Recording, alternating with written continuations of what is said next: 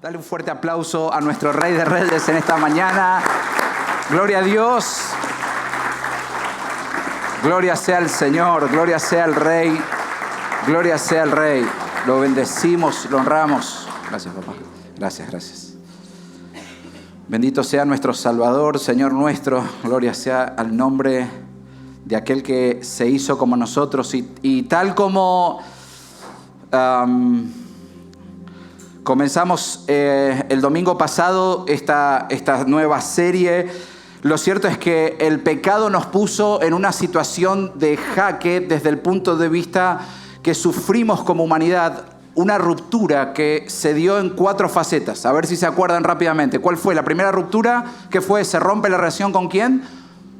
Con Dios, exactamente. Segunda ruptura es con nosotros mismos. Hay un quiebre. Tercera ruptura con el prójimo. ¿De acuerdo? Y la cuarta ruptura con la creación. Muy bien, exactamente. Estas 4 facetas fueron la consecuencia de lo que significó responder a una invitación por parte del reino de las tinieblas, quien preside Satanás, este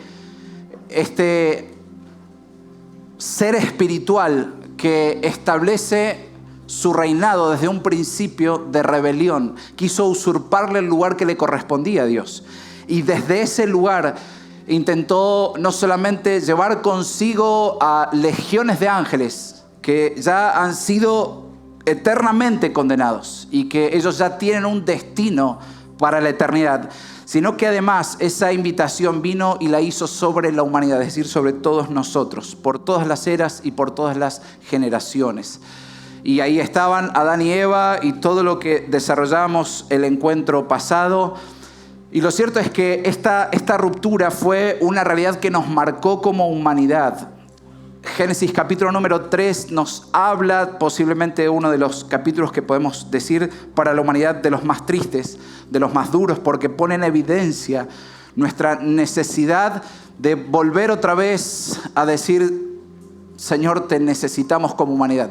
Quebramos, rompimos aún tu diseño, pero claramente podemos en el día de hoy decir que la realidad de este Rey de Reyes se hizo presente aún antes de la fundación del mundo.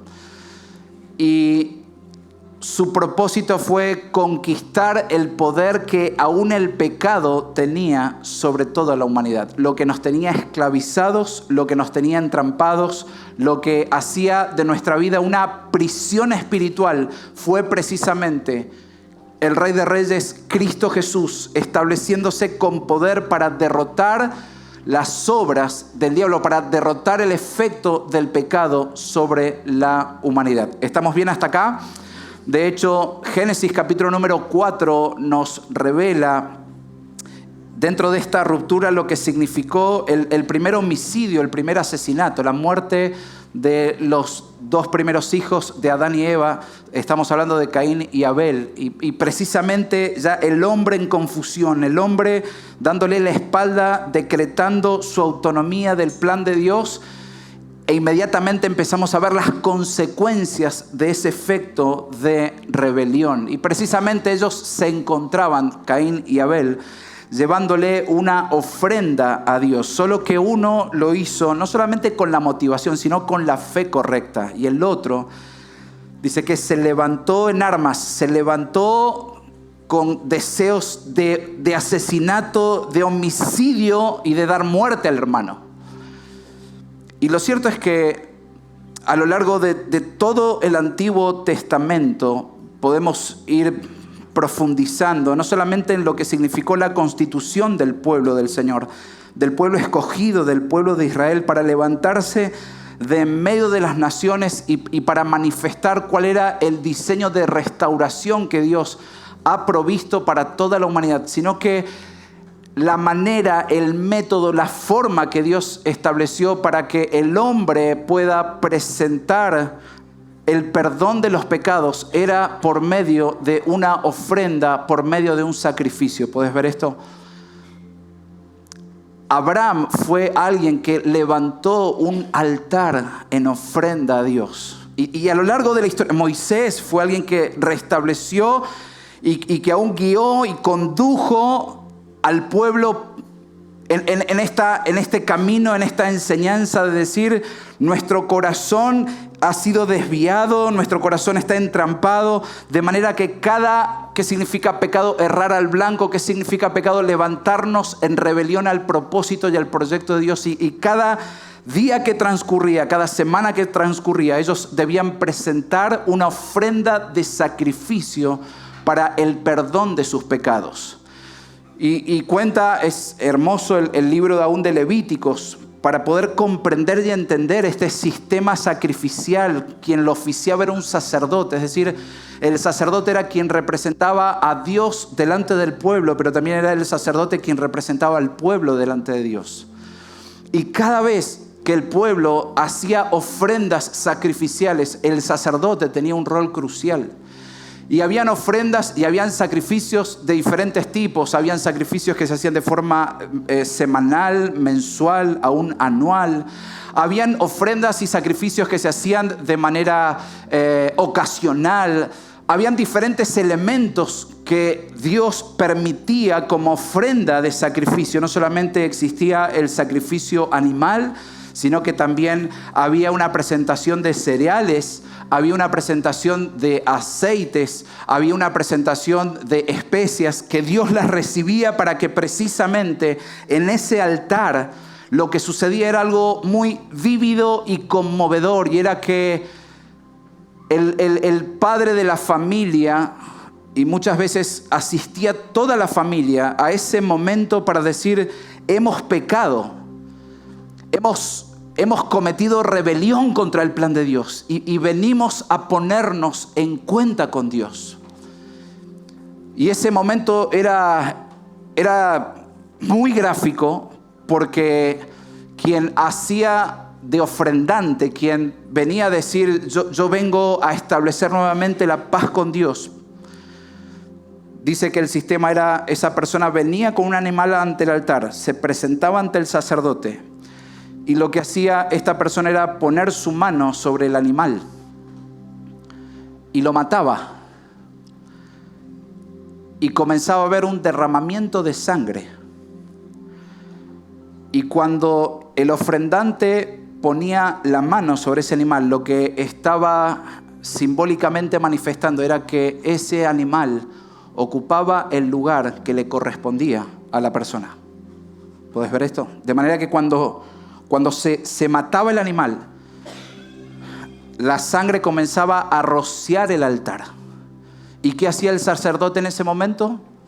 Tomaba ese animal y lo prendía a fuego, lo quemaba, para que precisamente fuese lo que la palabra dice, un olor fragante para Dios, diciendo, Señor, yo reconozco que he pecado contra vos. Y hoy vengo a ofrecer esta ofrenda de sacrificio y el derramamiento de sangre para el perdón de mis pecados. Y después el sacerdote era quien oficiaba. Vos pensá por un instante lo que era ese cuadro, la escena de toda la familia, viendo lo que significaba la rebelión contra Dios. A veces nosotros, no estoy diciendo que tenemos que volver al sistema sacrificial, claro que sí, no hablo de eso, pero a veces nosotros tomamos de manera tan liviana nuestro pecado, ¿no? Como decir, bueno, Dios, ya sabes, ya me conoces. Pensá por un instante lo que significaba para la familia presenciar ese momento. Ver a ese animal inocente. ¿Qué tiene que ver la paloma? ¿Qué tiene que ver el macho cabrío? Y lo ponían en ese altar y él estaba ahí como diciendo, ¿y ahora? Y de un momento al otro, ¡cac! Pensá lo que era para los hijos poder comprender. Porque la paga del pecado es ¿qué? Es muerte. Es decir, alguien tiene que responder esta realidad. El autor de Hebreos lo expresa así, Hebreos 9:22, y según la ley, casi todo ha de ser purificado, dice otra versión, rociado con sangre. Y escucha esto, y sin derramamiento de sangre no hay perdón. No hay perdón. Solo era posible el perdón si había ¿qué? Derramamiento de sangre, sacrificio. Porque sin derramamiento de sangre no había perdón. La remisión del pecado no era consumada hasta que la sangre no era derramada. Y no pretendo ni ser cruento, pero sí pretendo ser absolutamente bíblico. Y que como pueblo podamos comprender lo que significa nuestra realidad de pecado como humanidad. Y entender que ante Dios hay una manera de que nuestros pecados sean perdonados. Y a lo largo del antiguo pacto, de hecho, lo dice así Hebreos 9, del 18 al 20. Por tanto, ni aún el primer pacto se inauguró sin sangre.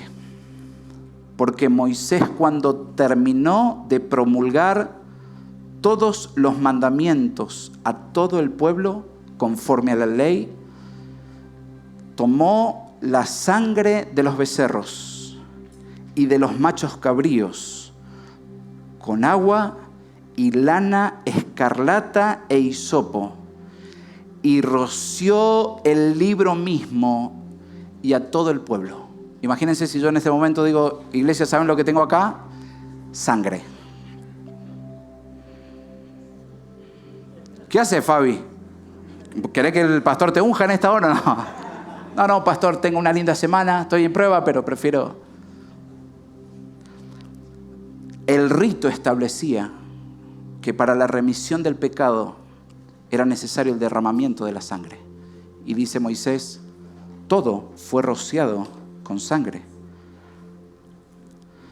Y roció el libro mismo y a todo el pueblo diciendo, esta es la sangre del pacto que Dios les ordenó a ustedes. ¿Puedes ver esto? Sin derramamiento de sangre no hay perdón de pecados. Unos versos anteriores, Hebreos 9:12, hablando del Cordero sin mancha y perfecto, hablando de Jesús. Dice así el autor de los Hebreos 9:12, entró al lugar santísimo una vez y para siempre. No por medio de la sangre de machos cabríos y de becerros. Oh, iglesia, y el Señor haga caer nuestros velos sobre esta realidad, sino por medio de su propia sangre. Imagínate si en esta mañana nosotros tuviésemos que, por medio de la confesión de nuestro pecado, activar el sistema del antiguo pacto. ¿Qué sería este lugar? ¿Sería agradable? Te aseguro que olería de una forma espantosa. No podríamos estar en este lugar. El olor a sangre, escuchar el quejido de los animales, el balido y diciendo, ¿qué está pasando en este lugar? Porque sin derramamiento de sangre no hay perdón de pecado.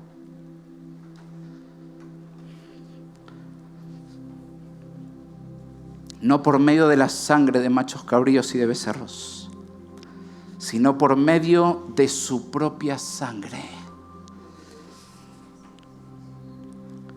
obteniendo redención eterna.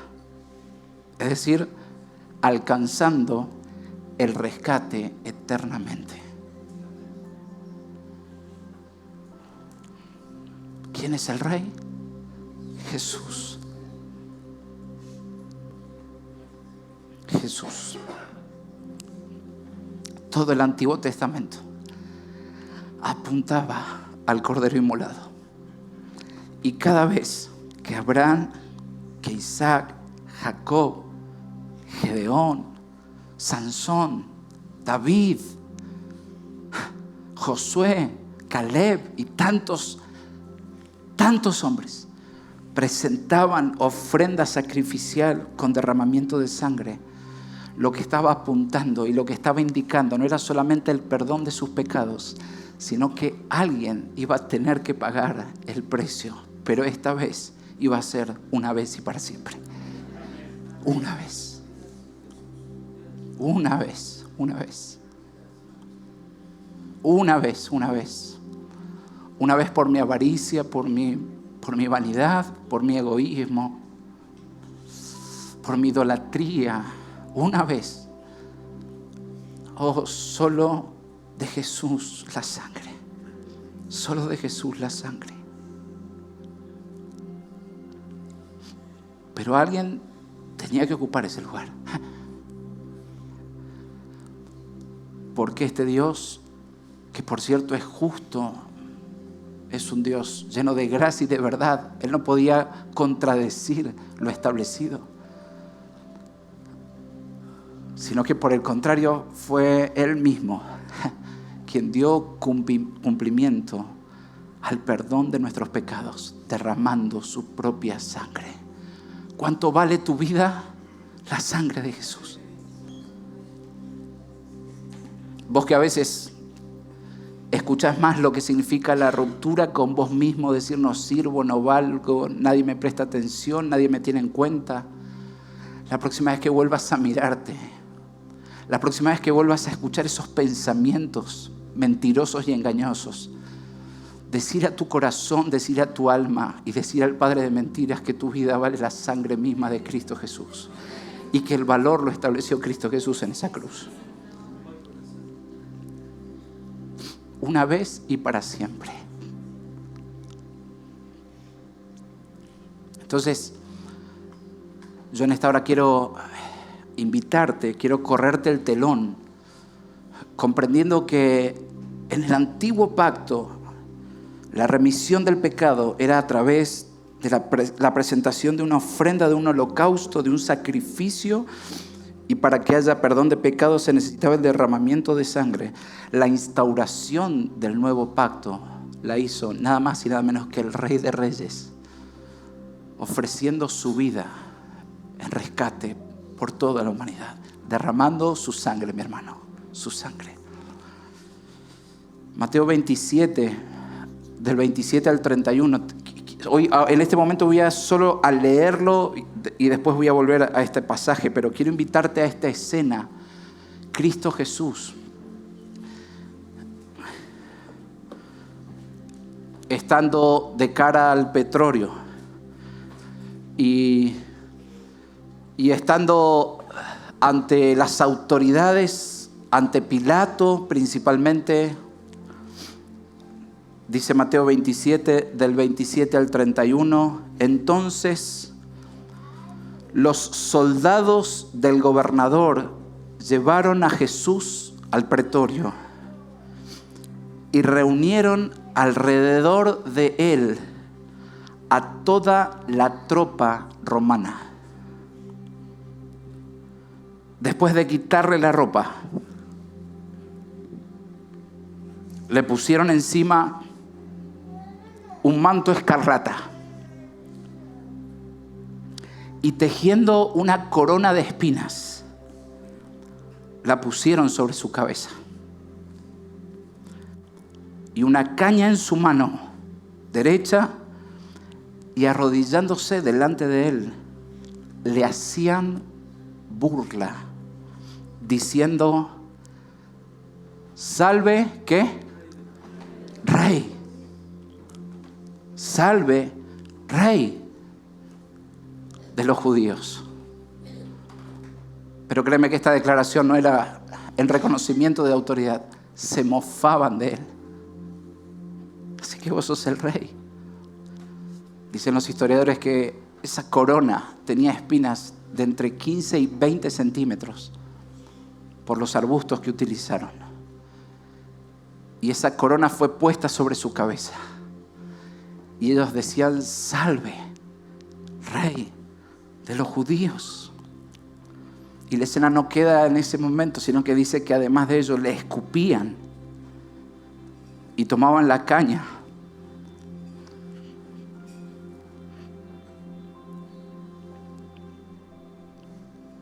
y lo golpeaban en la cabeza.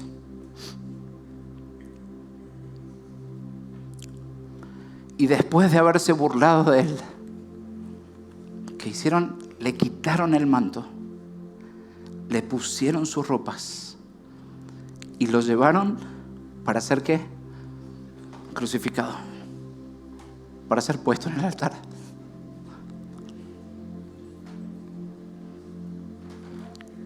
Entonces, quédate un minuto con esa escena, un minuto. Enseguida voy a volver a esta realidad. Pero, iglesia, no pierdas de vista que quien está en el centro de la escena es el Rey de Reyes. Y no ha perdido un ápice de su autoridad y de su poder.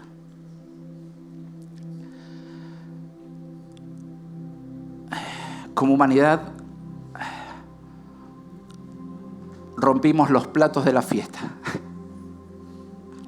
Lo cierto es que alguien tiene que pagar.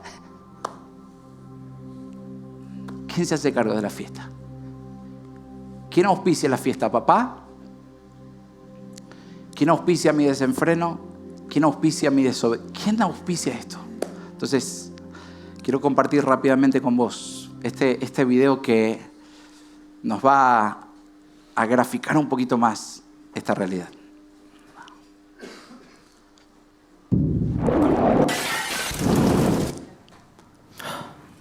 You. Look at your eyes. Look at them. Speckled, colorful, each one unique.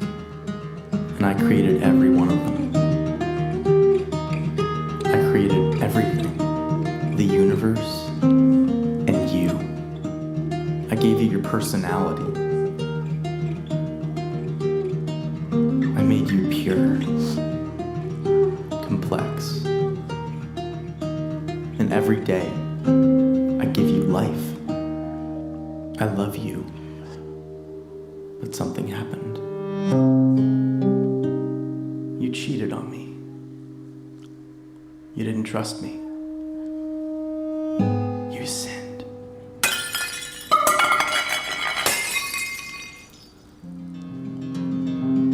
You cut yourself off from me. And although you're still alive, you were slowly dying. So you looked for other things.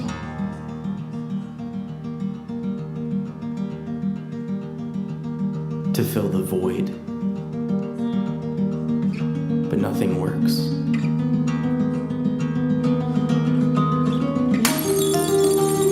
It just kills you faster. And it separates us more and more.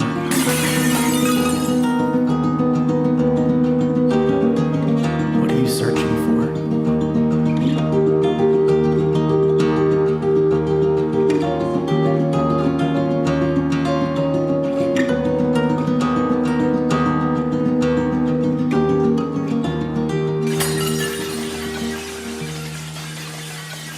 I don't want you to die. I created you, not to be destroyed, but to know me. So I became one of you, a fragile creation.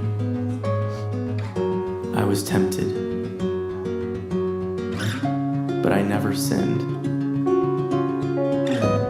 I came to save you. You have so many sins. And they have a cost. Someone has to die. You or me. So I took on your sin and traded in my life for yours. And I died in your place. Because I love you. Then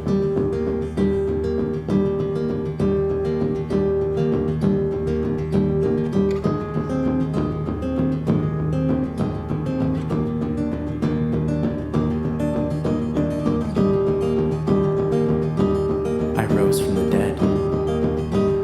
I am the way, the truth, and the life. I am Jesus. I'm not here to condemn you. I came to bring you back to life. Rely on me. I will forgive you and give you eternal life. I love you. I did all of this to have a relationship with you.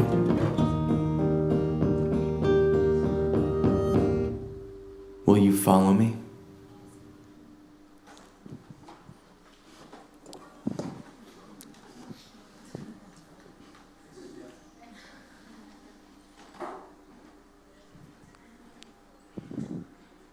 Gracias, Señor. Gracias.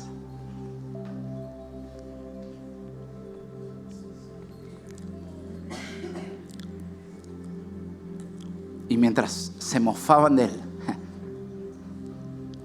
mientras se burlaban de Él,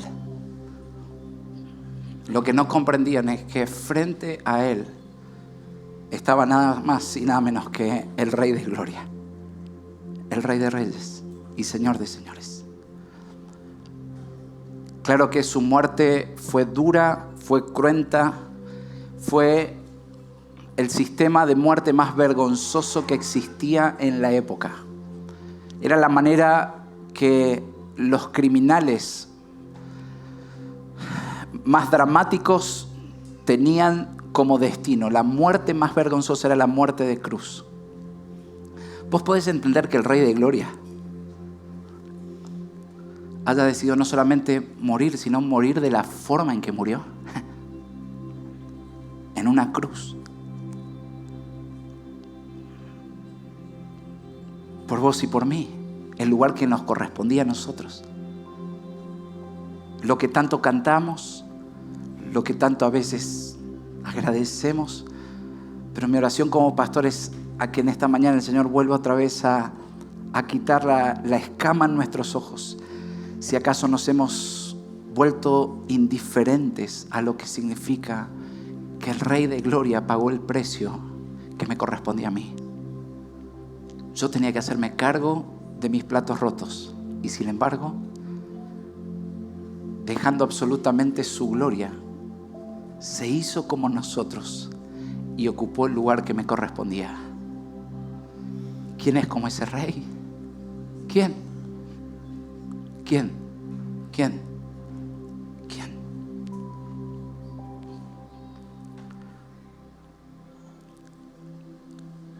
Y lo que te invito a pensar es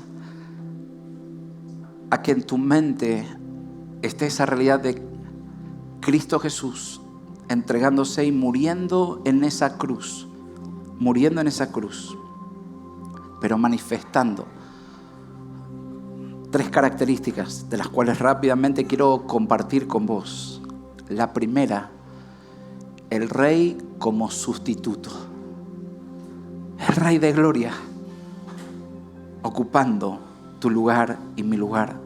Dice así Romanos 5:8, pero Dios demuestra su amor para con nosotros, en que siendo aún pecadores, perseverando en mi obstinación, sintiéndome orgulloso de mi rebelión, dice, en que siendo aún pecadores, Cristo, que dice, murió por nosotros. Eso es la sustitución. ¿Quién tenía que ocupar ese lugar? Lucas Daniel Tosoni. 12/5/1979. Cristo murió por nosotros. Romanos 8:3. La ley de Moisés, esa que rociaba, ¿no? ¿Te acordás? Lo vimos hace un ratito. La ley de Moisés no podía salvarnos porque nuestra naturaleza pecaminosa es débil. Así que Dios hizo lo que la ley no podía hacer. Él envió a su propio Hijo en un cuerpo como el que tenemos nosotros, pecadores. Y en ese cuerpo, escucha esto, iglesia, Dios declaró el fin del dominio que el pecado tenía sobre nosotros mediante la entrega de su Hijo como sacrificio por nuestros pecados. El Rey como sustituto. Primera de Pedro 3:18, porque también Cristo murió por los pecados una sola vez. Y escucha esto, el justo por los injustos. el justo por vos, el perfecto por mí, el que no cometió pecado, por el que tiene apetito voraz de pecar.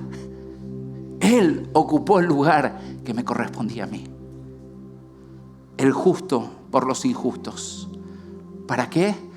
Para llevarnos a Dios, muerto en la carne, pero vivificado en el Espíritu. Te pregunto, iglesia, ¿quién es el Rey de Gloria? El Rey es aquel que se manifestó como el sustituto. El que dijo, yo voy a pagar el precio. John Stott, un gran predicador, alguien brillante, lo expresó de esta forma: el amor divino triunfó sobre la ira divina mediante el propio sacrificio divino. La cruz fue un acto simultáneamente de castigo y de amnistía, de severidad y de gracia, de justicia y de misericordia a la vez. Gloria a Dios. Gloria a Dios. Podés ver al Rey de Reyes como el sustituto de tu lugar y del mío. Y en su primera venida, Él no vino a condenar. Él vino a salvar lo que por sentencia se había perdido. Segunda faceta. No es solamente este rey al cual esta tropa de soldados se burlaba y se mofaba haciéndole reverencias y diciendo sálvese rey de los judíos, sino que ese rey no solamente se manifestó como el sustituto, sino como aquel reconciliador. Segunda faceta de este rey. Y la figura de la reconciliación, es decir, ¿qué significa reconciliar? Volver a establecer lo que estaba en orden. No es conciliación, lo que Cristo vino a hacer es reconciliarnos, es ponernos en la relación correcta con el Padre, es enderezar el camino de la humanidad. Claramente es llevarnos a la relación original. ¿Por qué? Porque hubo algo que se quebró, hubo una ruptura. Hubo algo que rompimos como humanidad y Cristo Jesús vino para recuperar esa relación. Lo expresa así Romanos 5:11, y no solo esto, sino que también nos gloriamos en Dios por medio de nuestro Señor Jesucristo, por quien ahora hemos recibido la reconciliación. Puedes decir esto en tu corazón: yo he sido reconciliado con el Señor. He sido reconciliado. Porque el Rey de Gloria me puso en relación correcta con mi papá. He sido reconciliado en Cristo Jesús. ¿Quién es este Rey? Y quiero decirte que esta reconciliación tuvo efectos de lo que podríamos identificar de forma vertical y de forma horizontal. Esta reconciliación fue una reconciliación cósmica. Esta reconciliación comenzó con la muerte de Jesucristo.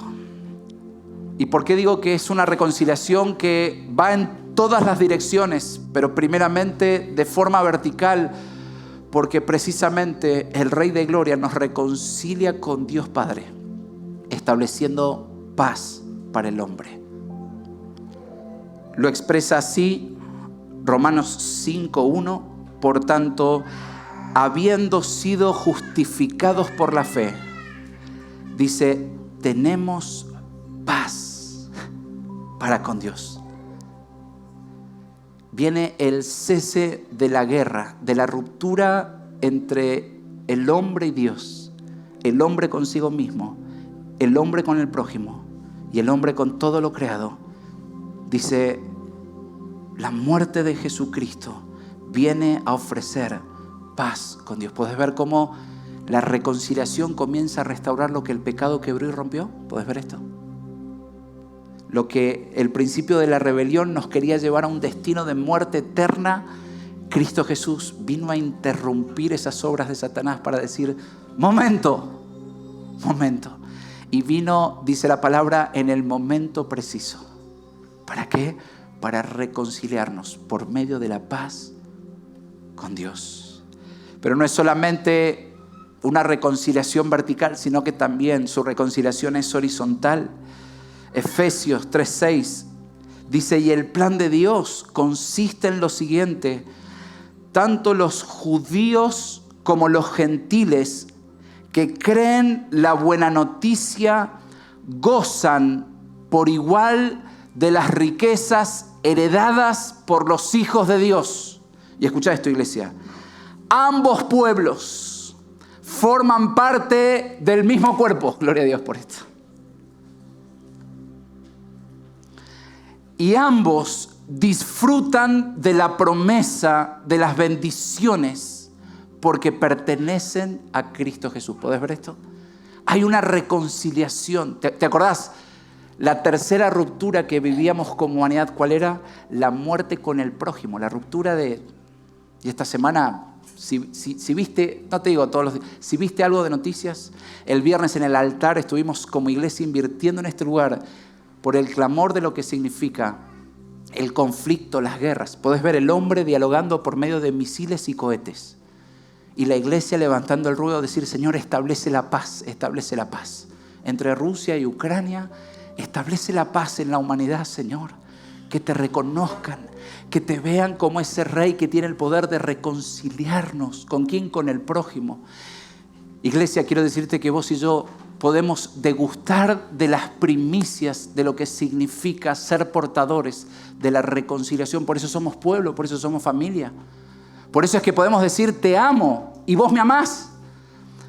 Lo que el pecado vino a establecer como una división, como una separación, como un divorcio eterno, Jesucristo lo quebró, lo rompió en esa cruz. Y nos dice, ya ustedes son portadores de no solamente disfrutar lo que significa la reconciliación. Mi beneficio en la cruz ha sido también derramado y soltado sobre sus vidas, para que disfruten, anuncien y vivan lo que significa un pueblo reconciliado. ¿Y entre quiénes? Entre gentiles y judíos, mi hermano. Así que al que tenés al lado tuyo, lo tenés que mirar diciendo, la paz Dios la ha puesto en medio nuestro. ¿Por qué nos perdonamos? Porque la reconciliación es la que fluye en nosotros. ¿Por qué nos tenemos paciencia? ¿Por qué decimos otra? Porque en Cristo Jesús, el Rey que manifestó la reconciliación, nos ha puesto para decir, ya nuestra vida no se preside por la ruptura interna, sino que nuestra forma de vincularnos es a la manera de Dios, es a la manera de la reconciliación que Él estableció. ¿Puedes ver esto? Entonces no somos de los que vivimos con rencor, no somos de los que eliminamos a las personas. No somos de los que tratamos, para mí esta persona está muerta. No, porque la iglesia, el pueblo gentil, aquellos que no solamente reconocemos en Dios ser hechura de sus manos, sino que hemos recibido y hemos entregado nuestra vida por el mérito de Jesucristo en la cruz, nos hemos constituido hijos de Dios. Somos portadores del mensaje encarnado de la reconciliación. ¿Puedes ver esto? Reconciliación. Bajamos nuestra soberbia, nuestro orgullo, bajamos nuestras declaraciones de derecho y ¿qué decimos? El Señor nos llama ¿qué? A la reconciliación. ¿Por qué? Porque Él nos reconcilió en su cruz y nos puso en esa relación correcta con Dios. Y lo segundo es que esta reconciliación la puso entre las naciones, la estableció entre los pueblos. Y no solamente eso. No solamente es que su muerte refleja la faceta de rey como reconciliador sobre una humanidad reconciliada, estableciendo paz con Dios, sino que también Él estableció la reconciliación, dice la palabra, de todas las cosas. Colosenses 1, 19 y 20 lo expresa así: porque agradó al Padre que en Él habitara toda la plenitud, y por medio de Él, oh mi hermano, subraya esto en tu Biblia, por medio de Él, ¿qué? Reconciliar todas las cosas consigo. Podés entender que este Rey de Gloria no solamente se manifiesta como el sustituto de nuestra vida, sino que su poder de reconciliación, por eso yo te dije recién, es una reconciliación de qué efectos cósmica. Porque al Padre le agradó que en Jesucristo Él manifestase esa reconciliación de absolutamente todas las cosas, habiendo hecho la paz por medio de la sangre de su cruz. Por medio de Él, repito, y acá está mi argumento de por qué la reconciliación es cósmica, ya sea las que están en la tierra o las que están en los cielos. ¿Puedes ver esto, mi hermano? La muerte de Jesucristo viene a restaurar las rupturas que el pecado provocó, no solamente en la humanidad, sino en todo lo creado. ¿Puedes ver esto? Era el Rey de Gloria muriendo en la cruz y reconciliando en Él absolutamente todas las cosas. En la cruz se da el inicio, el comienzo de la reconciliación, de la restauración, de volver otra vez al proyecto original. ¿Puedes ver esto? El justo por los injustos. ¿Haciendo qué? Reconciliándonos. Oh, mi hermano, si esto no desata adoración a tu nombre, si esto no aviva tu vida de adoración en la semana, si esto no te lleva a una vida de humildad y de quebranto delante de la presencia del Señor, si esto no te lleva a ser alguien que vive en el gozo de decir: mi vida ha sido reconciliada con Él y soy un agente puesto por Dios. ¿Para qué? ¿Para establecer muros? ¿Divisiones? ¿Para encerrarme? No. Para proclamar la reconciliación. Porque el Padre en Cristo, porque le plació, estaba reconciliando absolutamente todas las cosas, las que están en los cielos y las que están en la tierra. El principio de la reconciliación es el comienzo. Y esta reconciliación, escucha esto bien, iglesia, esta reconciliación cada día que pasa, cada hora que transcurre, cada año que se sucede, es una reconciliación que va en aumento, mi hermano. ¿Qué está hablando el pastor? ¿Cómo? Si cada vez más guerras, si cada vez más... Decime si no parece que las rupturas están vivitas y coleando cada vez más.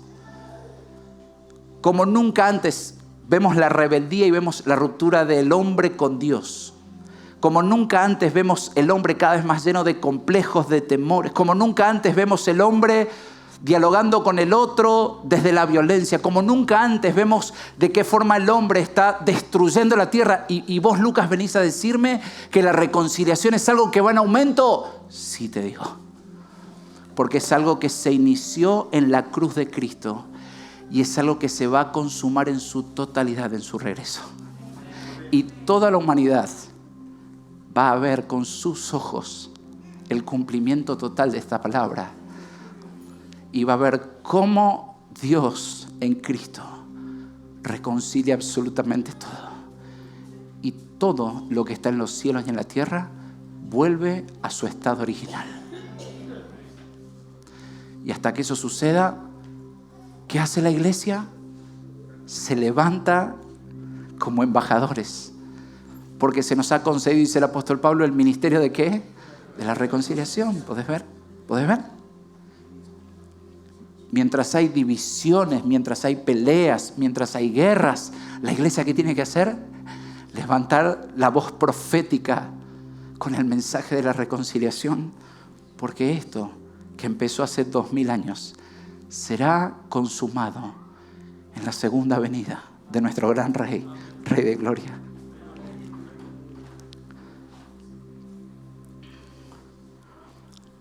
De manera que Este rey manifestó su faceta como sustituto, su faceta como reconciliador. Pero también te quiero compartir en esta hora, la tercera faceta, es el único rey que entrega su vida. ¿Qué puede significar esto? No, es que nadie habrá jamás que transite y manifieste esta realidad. Él es el único rey que entrega voluntariamente su vida. ¿Qué quiero decir con esto? Primera de Juan 3:16. En esto conocemos el amor, en que Él, ¿qué pasó? Puso su vida por nosotros. ¿Podés ver la voluntad del rey? Él la ofreció. También nosotros, dice, debemos poner nuestras vidas por los hermanos. Gálatas 1:4.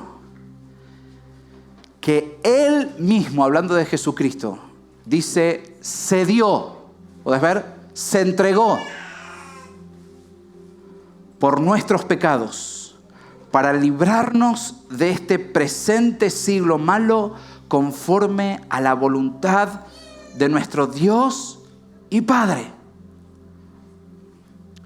Y Juan 10:17 y 18, palabras del mismo Jesús, palabras del mismo Rey de Gloria, lo dicen así: por eso el Padre me ama. Porque, oh mi hermano, y llena tu fe de esta realidad, yo doy mi vida para tomarla de nuevo.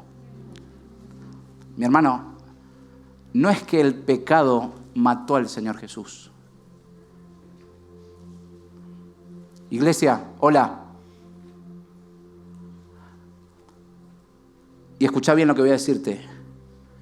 No es que mi pecado y tu pecado mataron al Señor Jesús. Es que Él dio su vida. Él la entregó. Porque el rey no muere. Él es el único que tiene potestad sobre la vida y la muerte. Yo doy mi vida. ¿Para qué? Para tomarla de nuevo. Nadie me la quita.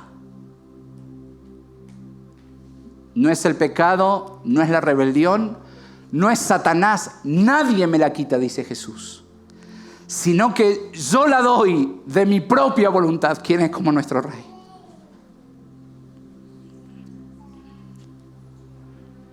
Y escucha esto. Declara Jesús: tengo autoridad para darla y tengo autoridad para tomarla de nuevo. ¿Quién como nuestro Rey? Que es el único. Y ese término autoridad significa tengo la potestad, tengo el derecho, tengo el permiso legal para tomar mi vida y para darla, como quiera y cuando quiera, dice. Esto es lo que significa. De manera que nuestro Rey de Gloria no es que ocupó el lugar en la cruz y que mis pecados lo mataron, sino que voluntariamente el Rey dio su vida. ¿Puedes ver que cambia absolutamente todo esto? Por siglos la iglesia ha abrazado una falsa creencia, y principalmente en la Edad Media, de que fueron los judíos quienes le mataron. ¿Quién escuchó alguna vez ese relato? Honestamente. Mi hermano, hoy vengo a desmantelar al padre de mentiras que por siglos ha engañado con ese relato falso, y vengo a traerte la narrativa bíblica para decirte: no fue ni que los judíos, ni que tu historia, ni que la mía, nosotros no lo matamos. Él dio su vida. Él la entregó. Solamente Él tiene la autoridad para darla y para volverla a tomar. ¿Podés ver que el Rey nunca muere? Sino que Él entrega la vida. Y Él la vuelve a tomar. Por eso es el Rey de Gloria. Él es el único que tiene autoridad sobre la vida y la muerte. Él es antes de la vida. Él es antes de la muerte. Él no tiene principio ni final. Y esta declaración Jesucristo la hace diciéndole a los discípulos: yo soy el pastor y yo doy mi vida por ustedes. Pero tengan por seguro esto, que yo doy mi vida, nadie me la quita. Ni siquiera estos que se están mofando. Ni siquiera estos burlones que dicen: salve Rey de los judíos. No fueron ni los judíos, no fue la humanidad, ni siquiera Satanás puede jactarse, no, ni siquiera puede ser de presunción decir: yo lo puse al menos 3 días en un sepulcro, porque iglesia, Cristo Jesús, el Rey de Gloria, por voluntad propia y por autoridad, decidió entregar su vida. Y al tercer día, volver a retomar. Entonces,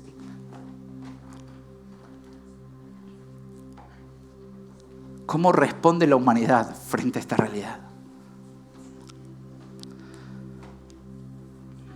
Y Mateo 27, es esa la escena, Cristo Jesús siendo coronado por una corona de espinas, siendo vestido con una túnica de escarlata. Y esa tropa de soldados haciéndole falsas reverencias, diciéndole: salve, Rey de los judíos. Y mi hermano, quiero decirte lo siguiente: Jesucristo, claro que es el Rey de los judíos, claro que sí. Y aunque ellos lo decían de forma burlona, el Evangelio según San Mateo, capítulo número 1, verso 1, ¿sabes cómo empieza la presentación de la genealogía de quien hoy es para nosotros el Rey de Reyes y Señor de Señores? Dice así: libro de la genealogía de Jesucristo. ¿Hijo de quién? Hijo de David. ¿Hijo de quién? Hijo de Abraham. ¿Podés ver? Claro que Jesucristo era el Rey de los judíos, claro que sí. ¿Qué está diciendo el pastor? Mi hermano, por supuesto que Jesucristo viene aún del linaje de los judíos. Mateo capítulo número 2 dice que entran en escena los sabios de Oriente, y cuando llegan a la ciudad y preguntan dónde se encontraba el niño, fíjate cuál fue la pregunta que ellos hicieron. Mateo 2, verso 2. ¿Dónde está el Rey de qué? De los judíos, que ha nacido. Porque vimos su estrella en el oriente y lo hemos venido ¿a qué? A adorar. De manera que si bien ellos quisieron ponerle ese título y después le autorizan a poner sobre el palo más alto de la cruz ese mismo título, Rey de los judíos, y aunque ellos se mofaron, y aunque ellos se burlaron, y aunque ellos estaban... Mateo 28, por favor, acompáñame un instante. Verso 18. Acercándose Jesús les dijo: toda autoridad me ha sido dada, ¿dónde? En el cielo y en la tierra. Mi hermano, el Rey de Gloria no solamente es el Rey de los judíos, es el Rey de tu vida y es el Rey de mi vida. Es el Rey de toda la humanidad. Él es el Rey, Él es el dueño de toda la humanidad. Él es el Rey del universo. Aún Él es el Rey de los soldados que se burlaron. Él es el Rey de los que le traspasaron. Él es el Rey. Él es tu Rey y Él es mi Rey. Y algún día, como el apóstol Pablo nos asegura, toda lengua confesará que Jesucristo, el Rey, es el Señor. ¿Para qué? Para la gloria de Dios Padre. Para la gloria de Dios Padre. Él es el Rey. Él es el Rey. no solamente mi sustituto, no solamente mi reconciliador. Él es el Rey, el único Rey que entrega su vida y que luego la vuelve a tomar. Dice el Salmo 24, ¿quién es este Rey? ¿Quién es? ¿Quién es? ¿Quién es Putin? ¿Quién es Hitler? ¿Alejandro Magno? ¿Quién es? ¿Quién es? ¿Quién es el Rey? Jesús, Jesús, Jesús, el Rey de gloria. Y aunque voluntariamente dejó clavarse en la cruz, termino con esto, dice así su palabra: y cuando ustedes estaban muertos en sus delitos y en la incircuncisión de su carne, Dios les dio vida juntamente con Cristo, habiéndonos perdonado todos los delitos, habiendo cancelado el documento de deuda que consistía en decretos contra nosotros y que nos era adverso, y los ha quitado de en medio, clavándolo en la cruz, y habiendo despojado a los poderes y autoridades, hizo de ellos un espectáculo público, triunfando sobre ellos por medio del Rey de Gloria, por medio de Él. ¿Quién es ese Rey, mi hermano? ¿Quién es ese Rey? Jesús, Jesús. Jesús, el vicario, el sustituto, el reconciliador. Y yo quiero invitar al equipo de band, por favor, que vayan pasando aquí adelante, porque considero en esta preciosa mañana que no hay mejor manera de terminar nuestro encuentro haciendo ¿qué?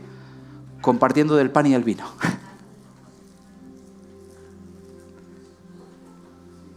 Entonces vos, ¿qué va a costarte? Permiso, María.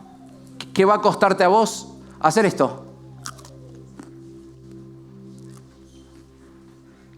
Muy bien, copita.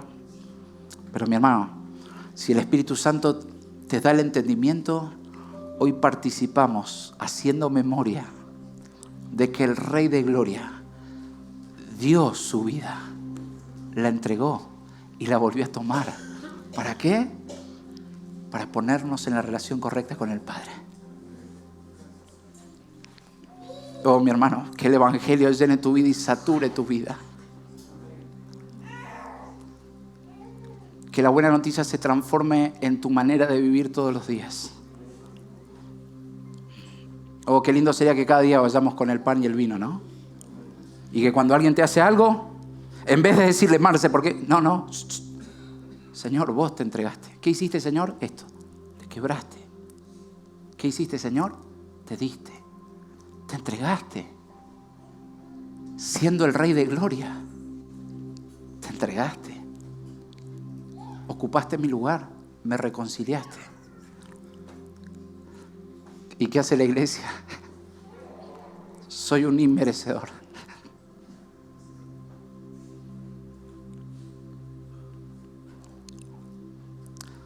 Yo era uno de los que se movían diciéndole, salvate, Rey. Hasta que, ¿te acordás de ese soldado que estaba junto a la cruz? Y dice la palabra que cuando la lanza le traspasó el costado, salió un líquido de su costado. ¿Y cuál fue el reconocimiento de este soldado? Verdaderamente, este hombre, más que Rey de los judíos, Rey de la humanidad, Rey de todo lo creado, Rey del universo, mi hermano, Rey del universo. Él es el Rey, Él es el Rey. Vivamos en la dimensión de su reinado. Y que ahora al participar del pan y el vino, vos veas estos dos símbolos y que vos digas, Él es el Rey y Él es mi Rey, mi Rey. Él es mi Rey. Amado Jesús, en esta preciosa hora, Como iglesia venimos en reverencia a tu voluntad, Señor. ¿Quién somos delante de tu presencia, Señor? ¿Quién soy? ¿Quién soy? Ante la majestad del Rey, Señor. Gracias que tu vida fue la ofrenda que satisfizo la justicia del Padre. Gracias que el derramamiento de tu sangre, Señor, fue una vez y para siempre, fue suficiente, Señor.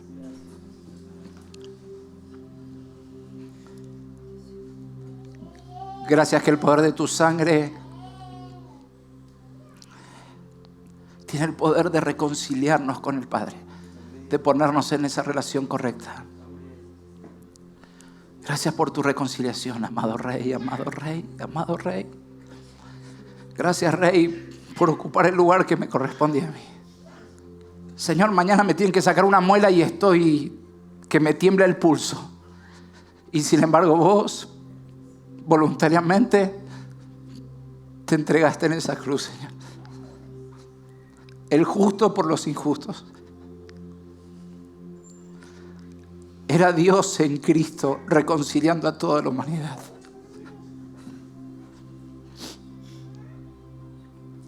Oh Rey, gracias porque nadie hay como vos. Eres el único capaz de dar la vida y volverla a tomar, Señor.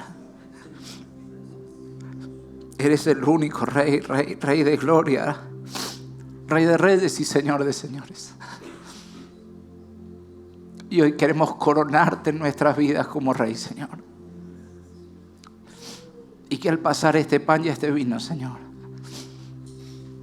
nuestros ojos sean abiertos a tu realidad, Señor.